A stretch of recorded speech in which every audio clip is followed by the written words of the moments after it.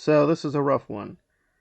On the one hand, and I think it's fine to have tons of outrage. However, is there any there? Well, Dan Schneider was the creator of many shows on Nickelodeon, which I knew very well in the 80s and into the 90s. But beyond a certain point, I stopped watching, I guess around Rugrats and Doug, gave it up a little bit.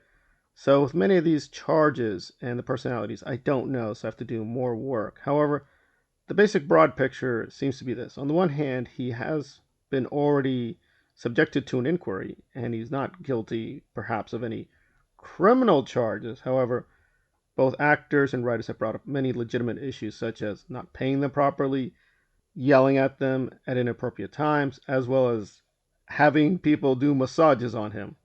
Why? Don't know. But on the other hand, is it warranted to make him, I guess, the target of all these accusations? And some of these accusations are still a little puzzling. So a lot of this is coming from a recent documentary by HBO. And if you've seen a recent video of mine, I'm sort of disillusioned with HBO.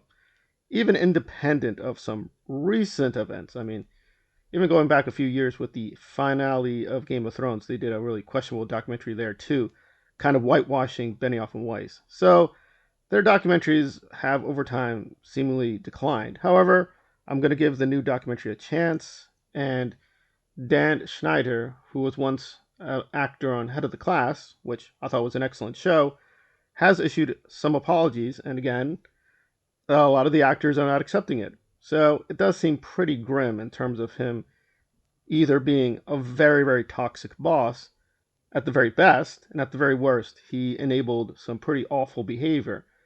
But to try to play devil's advocate, he has said he did help Amanda Bynes, and he was one of the major people to find him. Now, Amanda Bynes, if you don't remember, was a bit of a superstar in the early 2000s. More recently, it's harder to find her, but she was once fairly big. I didn't really watch a lot of her movies, but I was aware of her. And he says he helped emancipate her at a young age. Apparently, she had a lot of domestic issues, and he helped her there. So it's a very, very mixed bag, mainly negative, because he's old enough if he has to leave the industry. He has enough in residuals. He won't be hurting too much for money. On the other hand, are we getting whipped up into a moral panic? I think it's a little bit in between. It's definitely fine to hold Nickelodeon to account because this is such a radical shift from the older content. They had a few live action shows here and there, but my memory of it is they had mainly cartoons. A lot of it from the BBC. So it's just such a strong shift from Nickelodeon becoming more and more corporate. But now, in terms of the Scientology angle, I've yet to see it. I think there is one, but it's not too strong. I want to do more double checking there.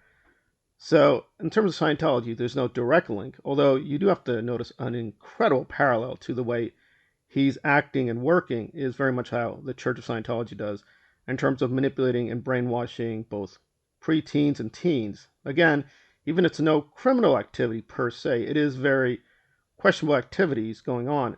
And the defense that, well, the parents were aware, they were there on set, just pushes things into a more extreme dilemma that is it correct to, quote, exploit children commercially, even if their parents consent?